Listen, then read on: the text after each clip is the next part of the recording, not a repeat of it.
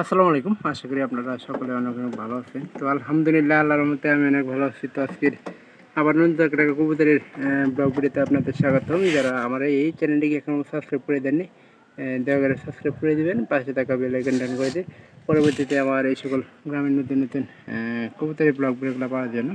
তো আপনারা কেউ আমার এই ভিডিওগুলো মিস করবেন না, অবশ্যই আশা করতেছি সম্পূর্ণ ভিডিও দেখবেন, ভালো লাগবে এবং কি পরবর্তীতে এরকম ভিডিও দেখার জন্য অনুরোধ থাকবে। তো আজকে দুপুর হয়ে গেছে, এ পর্যন্ত মনে করেন যে কবুতর ছেড়ে দেওয়া নাই। তো এটা আমি এই যে আমার যে ভাবি আছে, তো ওনার কবুতরের ভিডিও আমি কিন্তু করতে আসছি। তো উনি ওনার কবুতর থেকে এর আগে আমি ভিডিও করছিলাম, ভালো একটা রিসোর্স হয়েছে আপনাদের থেকে। তো এবারও মনে হয় কবুতর আবার নতুন পাতে বইছে। তো প্রতিনিয়ত ভিডিও করতেছি, আপনারা ভালো একটা রেসপন্স করেন।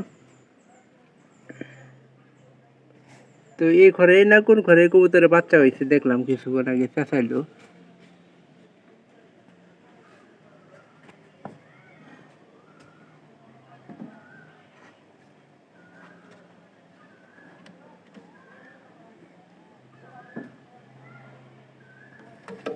তো আজকে তো ওনার আসলে ছাগলের একটা সমস্যা হয়েছে, তো যার কারণে উনি কবুতরের প্রতি আর কোনো খেয়াল নাই। তো এই জন্যই আমাদের বললো যে আমি যাতে ওনার কবুতরের খড়টা ছাইড়ে দিই। এই যে এই কবুতরের কী যে অবস্থা হয়েছে, গুড়ি মানে প্রায় সবগুলা কবুতরের আমি দেখলাম যে গুটি হয়েছে। তো এই সমস্যাটা আপনার গরমে বেশিরভাগ মশা কামড়ায় এই সমস্যাগুলো দেখা দেয়। তো আরও অনেক কারণ আছে যেগুলাতে মনে করেন যে কবুতরের এই সমস্যাগুলো দেখা দিয়ে থাকে। তো এই সমস্যা নিয়ে আমি আরও একদিন নতুন একটা ভিডিও তৈরি করব। তো অবশ্যই ভিডিওগুলো দেখে যাবেন। আর এই দেখেন বাচ্চারা খাওয়া বেগরে কি একটা অবস্থা হয়ে আছে, দুইটা বাচ্চাই ফুটছে। এই দুইটার মধ্যে মনে হয় পারি এই যে খয়েরিটা, আর এটা মনে হয় পায়রা, কারণ এটা ধনকা কবুতর কিনে নেয়, একটা বাচ্চা হয়েছিল প্রথমত বাচ্চা হয়তো এই যে এটা প্রায় সবগুলা কবুতরই মনে করেন যে এই সমস্যাটা ওনার দেখতেছি। তো আমাদের কবুতরগুলো কিন্তু প্রায় সময়ে ফাঁকা থাকে, আর এই সময় চেষ্টা করি যাতে করে দরজা না দেওয়ার জন্য কবুতরগুলো যাতে সুস্থ থাকে, সবল থাকে।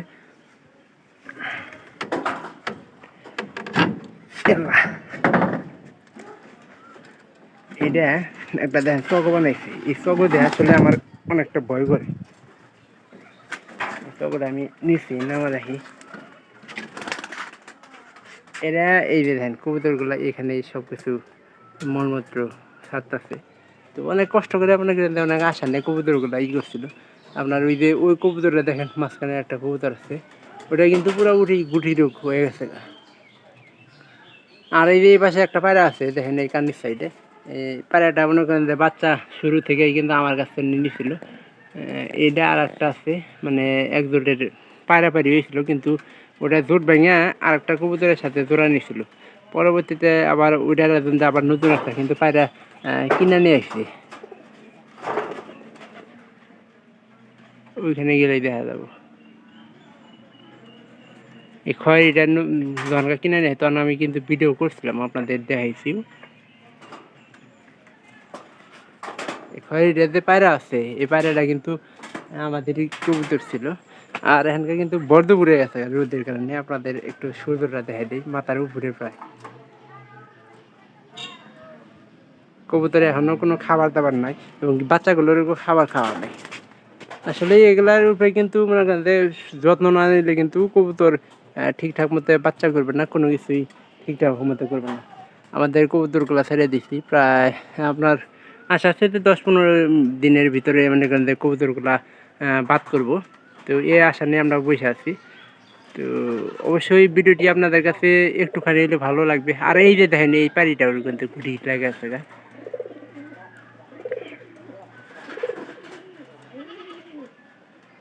কবুতরের ডাক ভালো আছে। তো ইনশাল্লাহ সবাই ভালো থাকেন, দেখা হবে আবার অন্য কোনো নতুন ব্লগ ভিডিওতে অন্য কোনো বিষয় নিয়ে। তো সে বলতে সবাই আমার চ্যানেলটিকে সাবস্ক্রাইব করে রাখবেন নতুন নতুন এরকম ভিডিও পাওয়ার জন্য। ভালো থাকেন সবাই, সবাইকে ধন্যবাদ।